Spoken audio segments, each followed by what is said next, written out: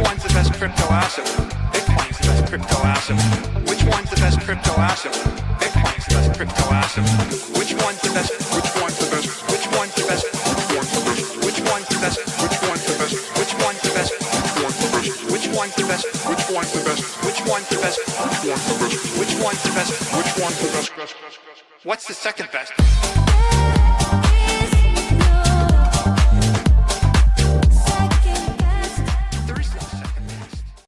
This is Discover Crypto. I'm your host, DZ, and smash that like, everybody. Every day on the channel, we teach you how to make money with digital assets. And we're at a very, very hot location. We're coming from the DZ bunker, everybody. We just had internet go down, and it's not our fault. We're going to blame the cable company because we are in the middle of a move. But mostly, folks, we got to talk about Bitcoin crash, why exactly it crashed, what the heck is going on with altcoins preceding this or following this, and XRP Bitcoin smashing an 8-year resistance. We got a little bit of news about Cardano. We got to talk about Ethereum, and we got to talk about that Bitcoin whale moving the markets, causing all types of liquidations. And in a couple minutes, we'll share the internet mayhem that led to me streaming from home and starting a little bit late. I'm reading your comments, folks. Thank you for joining, everybody. I do appreciate it. So people saying hit that refresh just in case.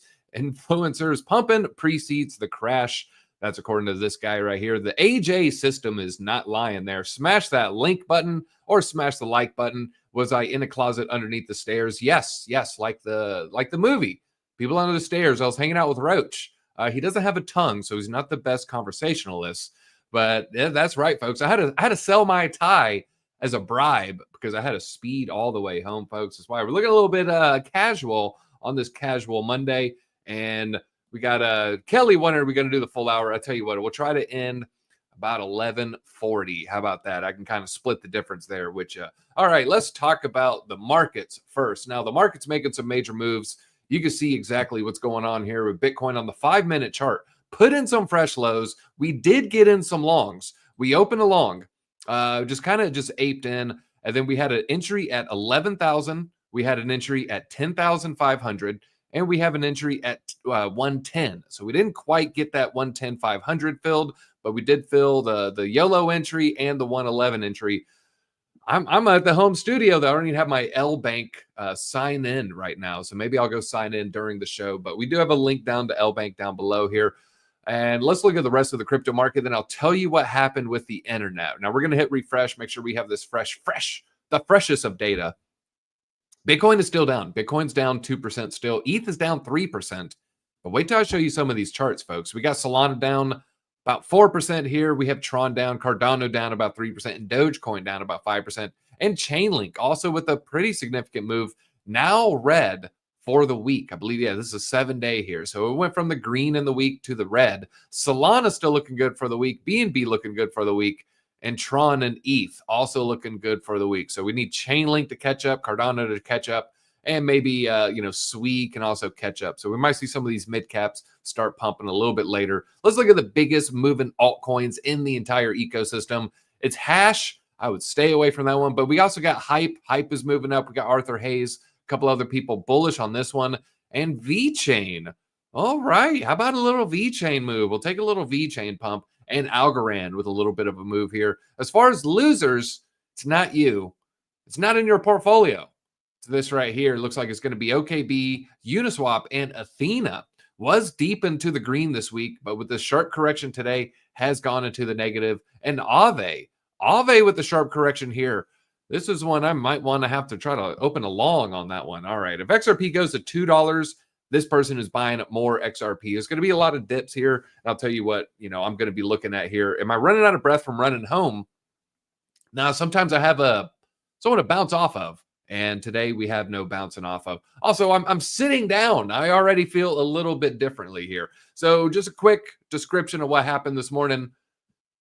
We're going to blame the cable company.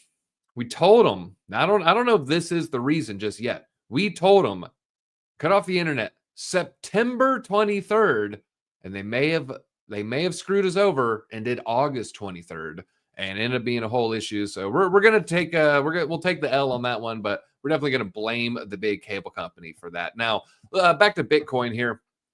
I do want to zoom out here. We're going to look at some of these parallel channels and how important it is for us to maintain this price action. If we fall below it, it could spell a little bit of disaster. And we're also going to look at the RSI a little bit later on. But let's get into just the broad macro assessment here. This is always one of my favorite charts. It just details how much money has been printed. We're not going to be able to say this much longer because we're going to have to change the last 5 years to the last 6 years. There's a huge amount of money printing in 2020. So right now, sounds a little bit better when you say last 5 years. 30% of all dollars were created in the last 5 years. Bitcoin is the solution, soon to be 6 years. But as of now, massive amounts of money printing has happened lately. And if you look at the purchasing power of your dollar, when you go look at that Taco Bell value menu, when you go buy those groceries, when you fill your gas tank, you're 100% feeling this. And a lot of people just don't understand what's happening. They know everything is getting more expensive, but they haven't made that leap. They haven't made that connection that as things get more expensive, it's not because, oh, a Big Mac just costs more now. No, your dollar is eroding in power. Your dollar is eroding in purchasing power. And this is exactly what we're seeing. This is just a nice little graphic. It has lost 95% of its purchasing power since 1930. Bitcoin fixes this. So a dollar from 1930 is going to net you 5 cents today. And so just a nice little assessment there, nice little visualization of what the dollar's purchasing power has done. Crunchwrap Supreme skyrocketing in price. Anytime you see some of those value menu menus, it is quite alarming. It's frustrating, and you can see why more and more people are living at home. They're living with their moms, their dads. They're living in their basement. They're unable to have that upward economic mobility. They're still living with roommates when their parents maybe didn't live with roommates and were able to purchase that house for 17 blueberries and a pint of strawberries, but also 47 cents. Greetings from Belgium. Greetings all around international. Luke Border. I'm not going to try to say that one there. Customer service sucks. No one knows how to read, write, follow instructions anymore. You got that right. What did you have to do today? What'd you do? Where are you at the... Don't tell me you're at the DMV, man. I hope not. All right, now let's talk about this BTC CME GAP, the Bitcoin CME Gap, Chicago Mercantile Exchange. This is from Don Crypto Trades here. I see this guy referenced a lot on CoinDesk's podcasts. It's NLV. I forget the guy's whole name there, but it's a pretty good podcast. But I hear him reference this guy. I started looking at some of his posts, started popping up on my feed. Guy's been making some pretty good posts here, so I might start sharing this guy a little bit more. BTC opened up with a large CME gap today. If you don't know what CME gap is, there's Chicago Mercantile Exchange trades normal business hours Monday through Friday. And so when something ends on a Monday at 5 p.m. and the price is different on Tuesday 9 a.m., that's called a CME gap. The CME gaps are larger on the weekends because now we're talking about Friday 5 p.m., not Saturday 9 a.m., Monday 9 a.m. And so now you end up with a CME gap. Typically, these tend to close, but not too often do we see a CME gap acting as a magnet to the upside. Normally, it's a CME gap acting as a magnet to the downside. We have China dumping over the weekend. U.S. markets are closed, and China will dump, or the Asian whales will dump Bitcoin, and then they'll create a CME gap that essentially pulls Bitcoin down. Now we have something pulling Bitcoin up. So we're going to look at the charts and see last time we had a CME gap to the upside, how quickly did that magnet pull it up? Was it a long time? Was it a month? Was it a year? I'm going to answer that question shortly here, but this is the largest we've seen in several weeks. We've been opening up with gaps pretty often. Most of these have been filling up by Monday or Tuesday. So we're talking about very soon. But I always say that it's good to be aware of these gaps, but don't use them as your main analysis argument. These gaps can work well once price starts closing them and gets close to it. But the further away, the less actionable it becomes. Regardless, a big gap above now to keep in mind for the future. And so this is the CME gap right here. So we're going to go to Bitcoin CME futures. You're going to see the big gap right there. This is on the 1 hour chart. I believe that's what he had there. 1 hour. Yeah, he's using the 1 hour. So on the 1 hour chart, so this is ending Friday. If you read the bottom there, it's going to say Friday, 4 p.m., essentially, 1600 hours. Then it's going to teleport to Sunday evening. I said Monday morning, so it's actually technically Sunday evening here. So this CME gap is a fairly large gap to the downside. You can see it right there. Now you see other CME gaps, but they tend to fill pretty quickly. I mean, that's a very, very small one. This one's a little bit bigger there. You can see it. I mean, even though the gap maybe not even open there. There we go. Here we have one, closes, and then boom, opens up on that Sunday night. Monday morning, we're soaring. But they tend to fill. They tend to pull it back to the downside. And if you see here, boom, look at that. Almost to a T, wicked into it, and then closed it. But I said we're going to look at the last time it pulls to the upside here. So that's a big gap saying, oh, we need to come back down. That's going to push it down. Where do we have to go? We have to go back a ways. So again, you can see it here. It's going to act as a magnet to the downside, magnet to the downside, magnet to the downside, magnet to the downside. Where the heck is the magnet to the upside? Where are we going to see this? There we go. Here you can see Friday actually opens lower. Every single time it's opening higher. Well, I guess that's a small one to the downside, but even then that filled pretty quickly. You can see it opens higher. Typically they're opening higher. Very rarely do you get a large gap to the downside. The large gap to the downside filled fairly quickly, folks. So I just want to share this with you. This is going to be that Sunday evening. We roll into Monday 8 a.m., Monday noon. This thing took off like a rocket. 1 p.m. on Monday. On the 1 p.m. on Monday, it had completely closed it by, let's just say 3 p.m. So it closed completely 1 p.m., 1300 hours by 1600 hours, really 15, 1600 hours. So within a matter of hours, 1, 2, 3, 4 hours, completely filled. So just something I want to put on your radar, folks, there. So keep that in mind. The upside gaps have filled fairly quickly in the past there. So hit that like button if you like the CME, the nerdy analysis, the nerdy chart stuff. All right, just ignore this unless you want to learn how to read. Jan.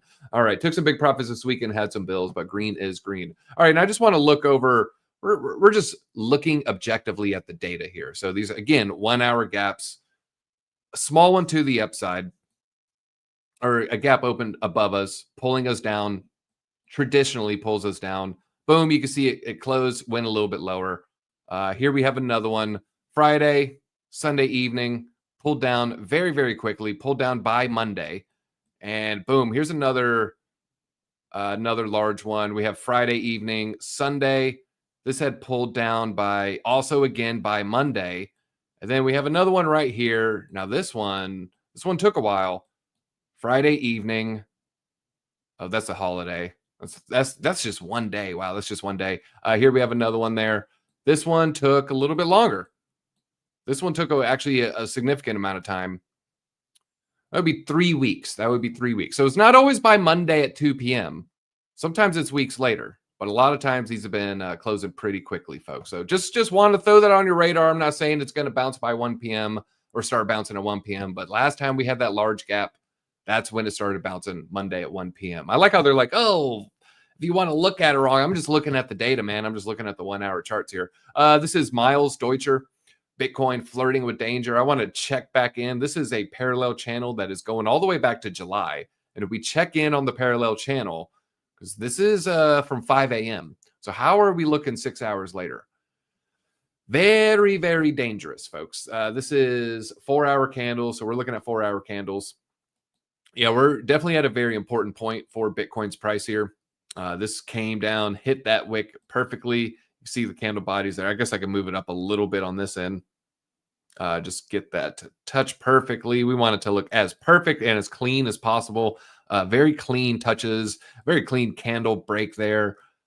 This is a very important level. Now, we're going to look at the RSI a little bit later to determine where these 4 hour candles are going to be going. But I want to give credit to the person who saw it first. Next thing we need to look at, though, is the 50-day EMA. I like to confirm this. We don't just want to trust blindly here. Are we below the 50-day? We're on 4 hours, so we got to go to daily candles here. This is below, and now we're coming very close to the 100. Let me just double check that this is the 100. We're going to hit settings, 20, 50, 100, 200. So this is 50. 100 is the turquoise. 200 is going to be this blue. Let's just turn it off there. Yeah, very Very interesting price action here, bouncing off that 100-day EMA. Maybe we're going to have something similar to this here, where we did close one full daily candle below. This one we kind of closed a couple below, wicked above, trying to wick below. So now all eyes are going to be on the 100-day exponential moving average. This is just going to put a little exponential moving average, is going to put a little bit more weight on the closer proximity daily candles versus the further proximity. Simple moving average would just be the simple average there.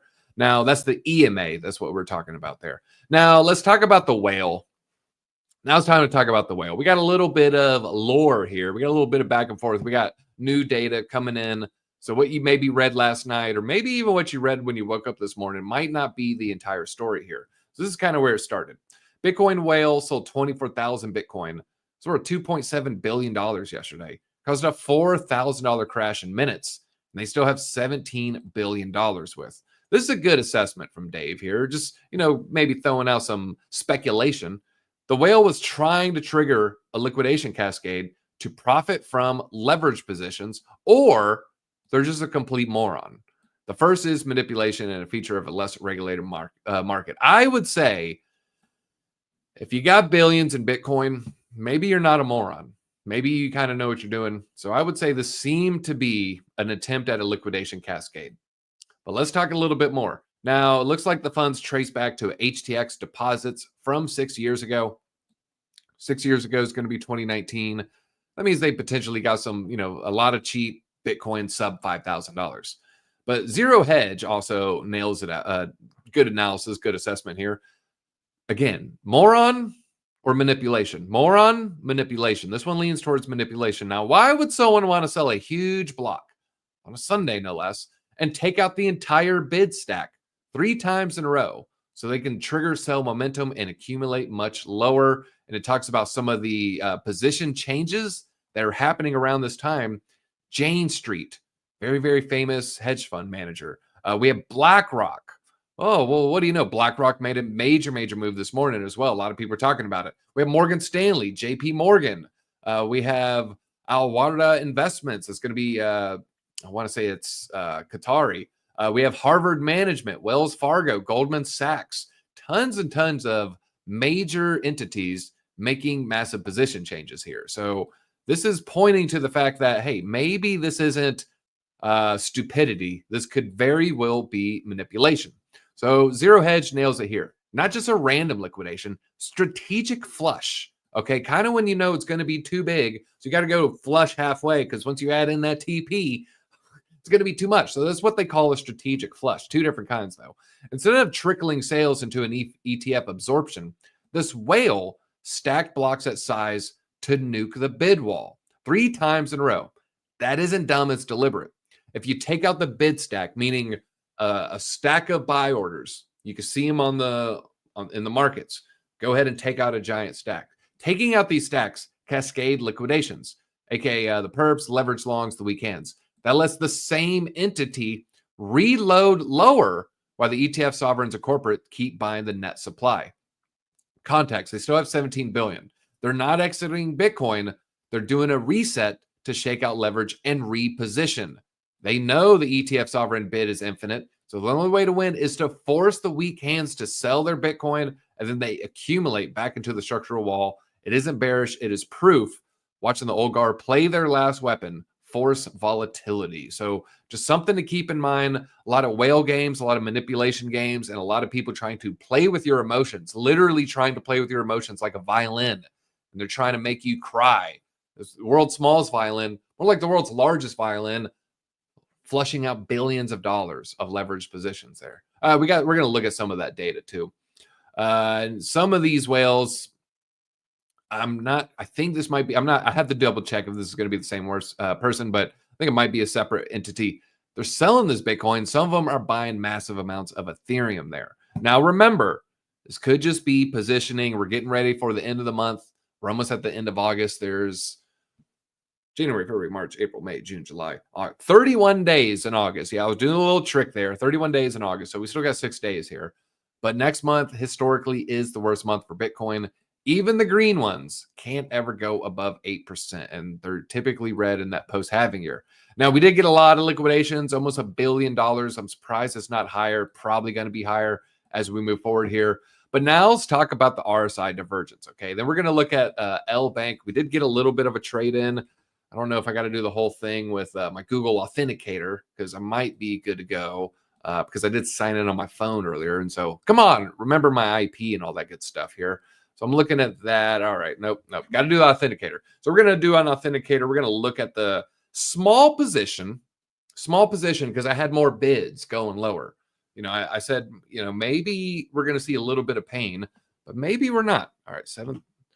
Just punching in my number here. Typing in my password, PASSWOR. Oh, you're not going to hear the rest of it.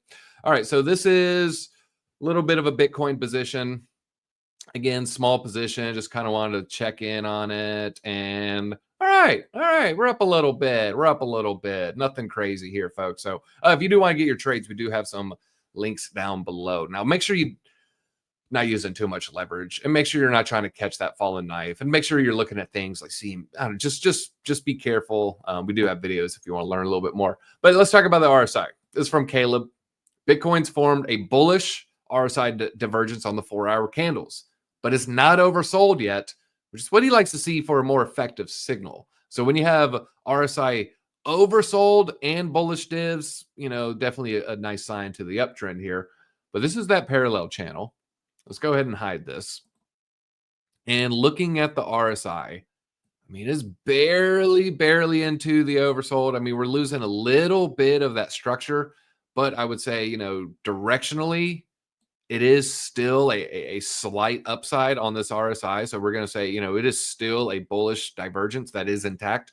You can see lower lows while you have higher lows on the RSI. Now, he wants this RSI to be a little bit lower before he feels a little bit better, but I would say this to me looks pretty good, folks. I like what I'm seeing here. And last time we had hidden RSI, a lot tighter gap. You can see lower low. You can see the lows are essentially equal. That's why they call this hidden RSI. Bitcoin went on a major rally, tried to flush out everybody, tried to freak everybody out. Oh, we're going lower. And then boom, very, very nice pump here. Ended up being an 11% pump. So something to keep in mind on the RSI. Shout out to Caleb Franzen. A lot of good chart analysis there. That guy really loves playing with the RSI bull divs for, I don't know if he does trading, but just for directions. And it's one of my favorites as well. Hidden is when the price is higher and the RSI is lower, or equal. Because otherwise, what do you call that one? All right. Bitcoin bull run over at a 111. 5 things to know. Now, we covered a lot of this.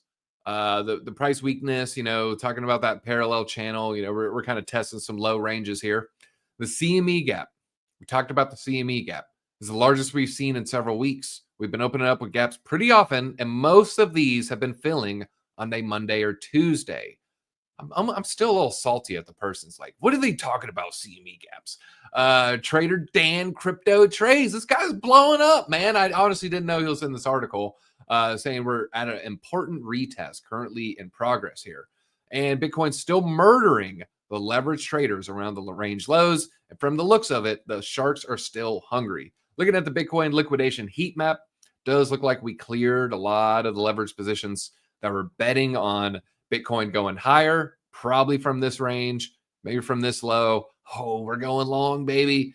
And then it just comes down and wipes out all those positions. Now we have nice liquidity clusters above us.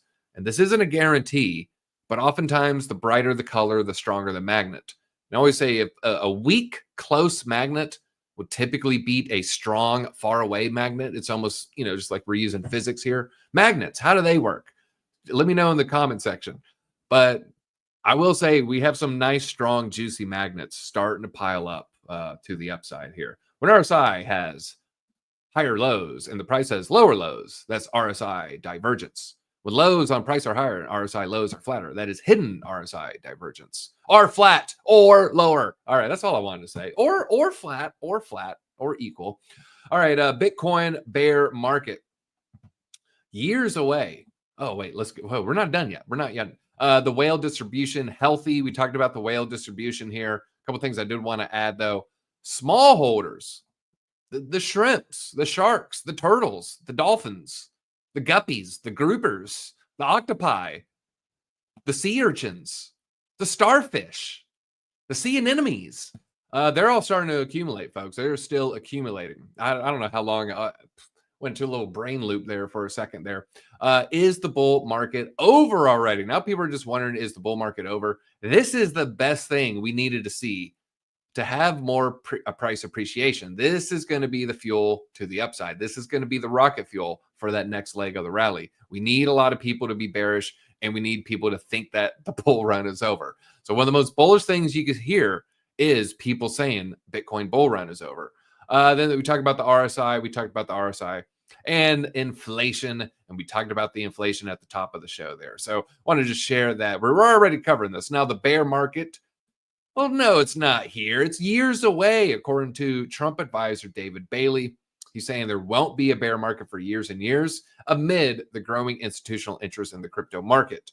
Now, no one knows for sure. It's the $1,000,000,000,000,000 question.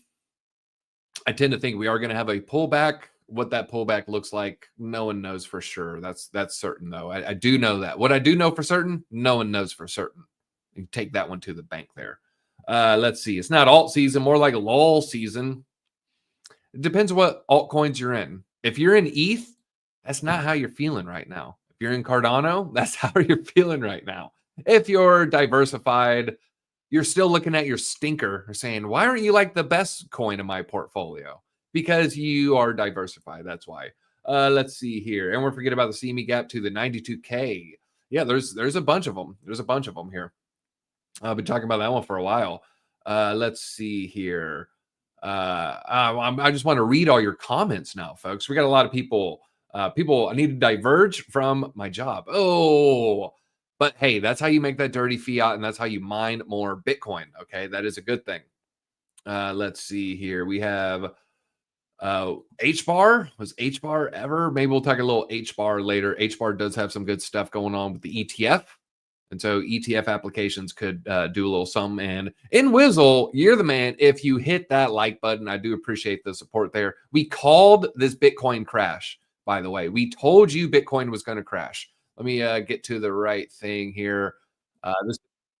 We're live. Make sure it doesn't pick up noise. On the videos, on the uploads, basically, the Jackson Hole Symposium crushes Bitcoin every single time. And when I say every single time, I literally mean every single time. This is infuriating. I'm in the work account. Not having Google Premium it's like you're living life with ankle weights on. You're really kind of harming yourself there. But yeah, Bitcoin crashes after Jackson Hole. We look at every single year going all the way back to 2017. Every single time, I guess I'll show it to y'all. Every single time, you're going to see within 1 to 2 weeks, and really the maximum I think was 21 days. Really, it's typically within 7 to 11 days. Within a week or two, you see a lower price 100% of the time. And so if you're not watching the uploads, you're definitely missing out. You're only getting half our content here. So I really hope a lot of people traded off that news and then end up making some money off of this news. Now, this is just a fun story I wanted to share. Psychic's advice cost a billionaire heiress $80 million in crypto. So the Psychics, 21 days later after, has nothing to do with Jackson Hole. I didn't say it's correlated or not. I just said this is what happens every single time. Now, if every time I say something untowards to a lady of the night, I get slapped in the face, I'm not saying it's because of it. It's just it happens every single time. So something we're just using the data again, just using the data. Now, Jackson Hole also, maybe creates, they have those at that time of the year for a specific reason. So it's also in the doldrums of August, which is typically a bearish month for traditional markets anyway. So maybe that has more to do with it than anything. I was just looking at the data. Well, speaking of the data, what the heck was the data that the Psychic was saying here? The heir to the Thomson Reuters fortune. So we have We have a desire to go into Reuters, but we're not going to. But the heir of this fortune is suing her former best friend after a psychic's recommendation led to massive crypto bets costing millions. How many millions? 80 millions after they followed the investment advice linked to the psychic. And so they're part of the Reuters, the media giant here. With Ashley Richardson, this heiress invested millions in crypto assets. This is after they consulted celebrity psychic and other spiritual advisors. Richardson then became real involved. Ashley Richardson, during the 21 bull run, managed 140 million across multiple wallets. But then the bear market came in 22, put a huge dent in the portfolio. Looks like the losses were about 80 million. I don't even know how. This had to be employing bots. The company alleged that Ashley Richardson executed 450,000 trades without proper authorization, putting her in front of risky strategies. Richardson denied it, said, no, told me to, and said the trades were necessary to manage liquidity and thinly traded tokens. Okay, so you have $140 million and you're like, you know what I need? I need more illiquid shit coins. No, it's all about wealth preservation at those levels, folks, not wealth accrual. Now they said there's no formal contract, and so this is only an oral agreement. I said never profited from the arrangement. Everything I did was on her instructions to minimize losses, and then it went into a legal battle after Richardson and Persistence, a proof of blockchain, launched in 2021. So they got a really shitty shit coin. Okay. All right. And they put $40 million into the shit token. And then, oh man, it went high. And now it's down 99%. The token fell 99%. So sued for 25 million. Range said they had a secret finder's fee. Also accused the duo of misrepresentation there. And that's the duo. No, it's not. That's not the duo. But a very, very interesting story. Maybe don't listen to a psychic. All right. The day I'm not looking at DeFi Llama, I'm not using spreadsheets, looking at past directions and percentage drawdowns and average days and volume weighted average price buying strategies impact on the markets. The days I give all that up, Bitcoin dominance, CME futures, Bitcoin treasuries, on-chain data, the day I give all that up and I'm using a crystal ball or I'm checking my horoscope.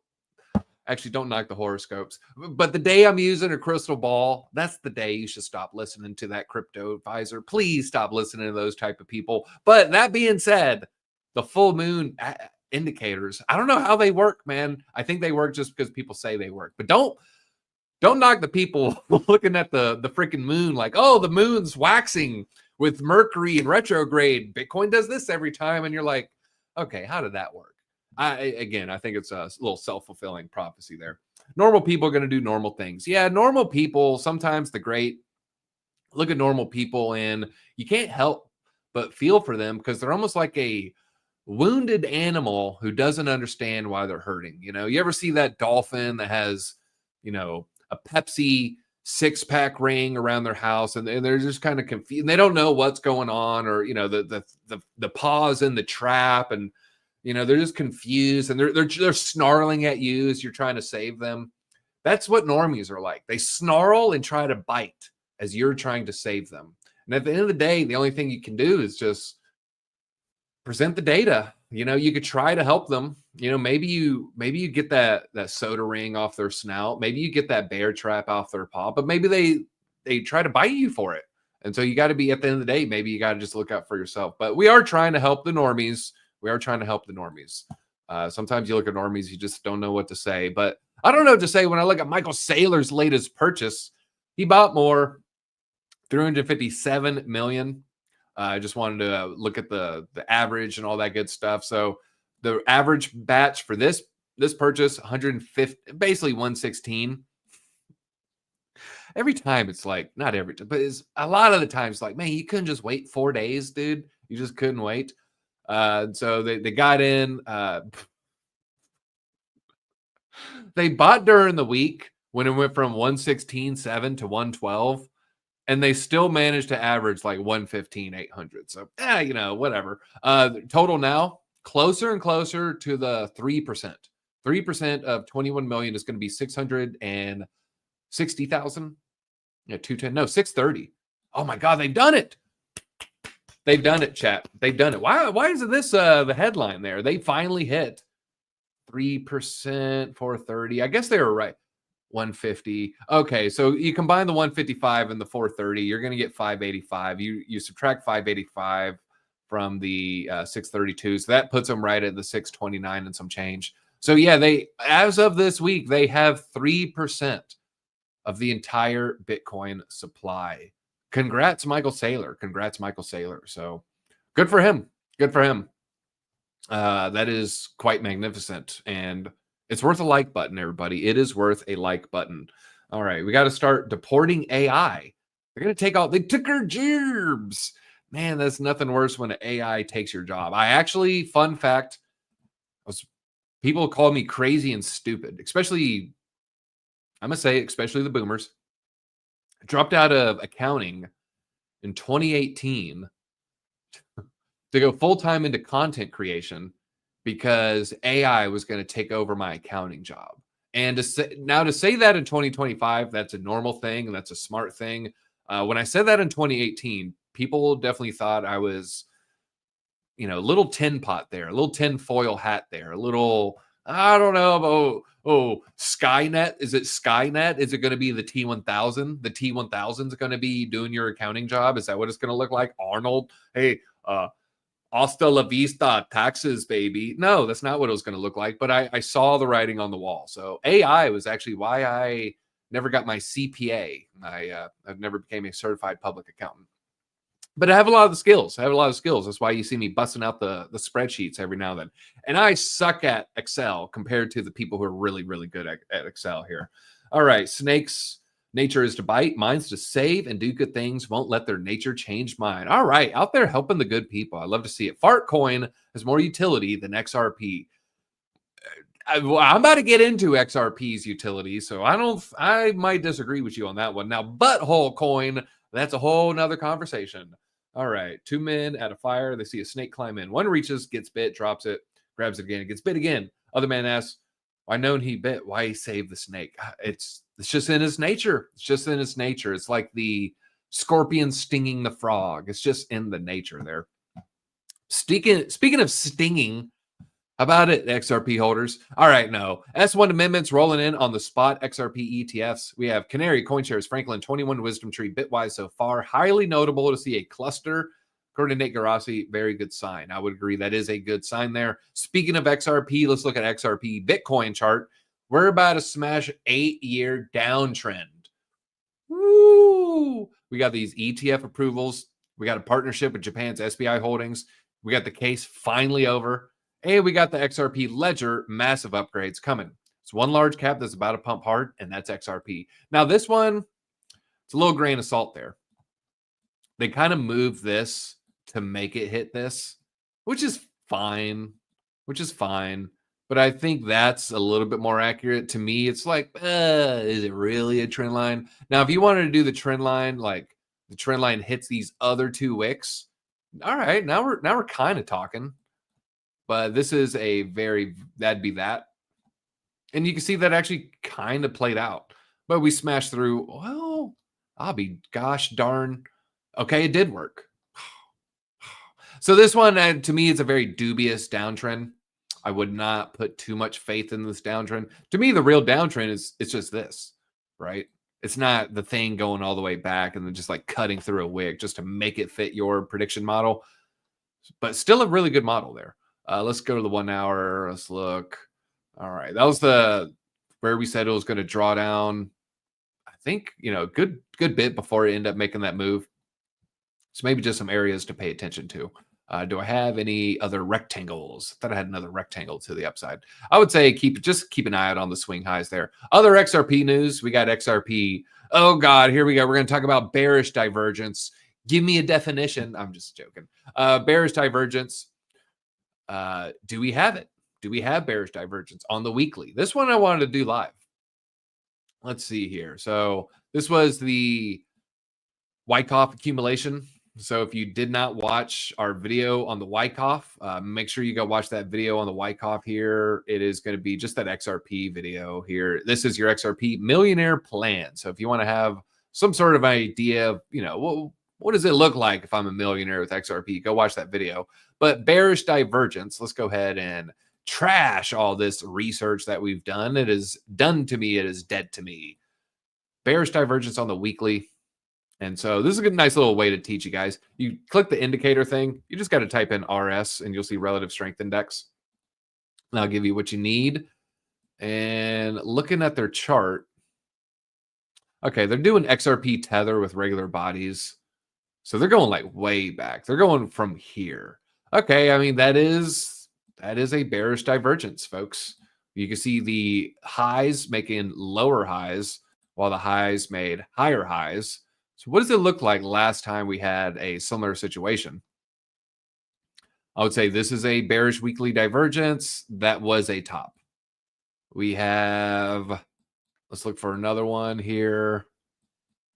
We could go to this area. That wasn't the top. It was far from the top. So folks, we got conflicting data on this one. So no one's going to, I would say the predictions are just going to go a little bit mixed on that. And to wrap it up on the XRP news, Cardano founder Charles Hoskinson doubling down. They are in talks with RLUSD team. This is the Ripple stablecoin team. We're negotiating to see if we can give them a path to Bitcoin for the pairing. They're just more about using Cardano as an access point into Bitcoin DeFi. We're definitely looking at that. So Cardano doing a lot of integration, a lot of movements with interoperability. We'll see if that ends up playing out into something here. Altseason is exploding. At least the interest is. That's according to the Google Trends there. So maybe something to keep an eye out on. Now, we've looked worldwide versus USA. We see a pretty big divergence here. So let's just go ahead and look live. Now, we're going to look at altcoins. I think it was plural.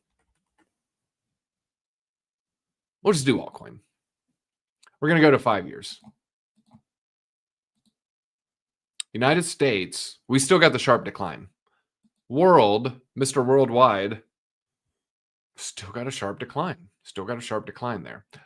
This is interesting. Is that going to give us different numbers? No, same number. All right, so they're probably just looking at, they don't have the fresh data. They don't have the fresh data. Now, Link looks like it's in its third ever monthly golden cross. Last two times had vertical candles. Will Link explode even higher here? Well, we don't trust, we verify. Remember, chat, we verify. So we're going here. We're going to go to the monthly candles. 1 month. We're going to pull up that RSI again. Is that what we're? Yeah. Golden cross is going to be, I don't know. Oh, they're doing RSI golden cross. That's very interesting. All right, so they're doing a golden cross on the RSI. I am interested in what does this look like? Oh, no, I did two. I did two of them, you fool. Now, then we pull up our indicator here. We have one, which is this. And we need to turn on the small ones. We go to settings, which would be this one. Yeah, they're doing it on the RSI. We're not seeing anything on the price action there. Okay. So I might have to do a little research on that one. Maybe get a little video. Maybe do a little video on Chainlink there. Layer Zero ended up beating or winning the Stargate acquisition. They were going against Wormhole. They greenlit the $110 million three rivals. Okay, I actually haven't read this yet, but it looks like now there's actually three rivals, but Wormhole is going to be one of the major ones there. So shout out to Layer Zero team. Still pretty bullish on that altcoin. Also, speaking of altcoins, Solana treasuries starting to get a little bit of extra excitement there. Jump Crypto, Multicoin, Galaxy, very, very well-connected VCs, investment firms. I would look for a Solana rally imminently, folks. And if you look at, as far as Solana goes, it looks like we got a lot of American-made crypto ETF interest. Solana will be in the American-made crypto ETF. No one knows for sure what this is going to be made up of, but I would say hard yes on XRP, Cardano, Solana. Maybe Chainlink, but I would say those 3 altcoins are going to be high on that list there. Now, some states apparently in a recession there. And so I just wanted to share this post. I thought that said Mom Donnie. Oh, Mark Zondi. I was like, oh my God, is the New York mayor who can't do a bench press? Oh my God, I should have led the show with his bench press video. That really doesn't have much to do with crypto. It's just, I'm going to be thinking about that for a while. Looks like are in a recession, ranked from strongest to weakest. Green are expanding, yellow's trading water. All right, so this is just rural states. Wyoming's the least populated state. Share of US GDP. I mean, is this weighted as a deviation from their share of population relative to share of GDP? Now I'm like getting into statistical nerd stuff here, but this one may be all right. So they're in expansion, they're in trading water. So all right, suck it, Wyoming, Montana, Minnesota, Mississippi, Kansas, Massachusetts. Trash. According to this list here, so I guess it's all over the place. Georgia, oh no, New Hampshire, Maryland, Rhode Island, Illinois, Delaware, Virginia, Oregon, Connecticut, South Dakota, New Jersey, Maine, Iowa, West Virginia, District of Columbia. Now, number 1, though, look at that. South Carolina, Idaho, Texas, Oklahoma, North Carolina, Alabama. Tell me what state you guys live in, and then we'll roast you. We'll roast your state and say what you're known for being lame for. How many politicians can bench press a bag of potatoes?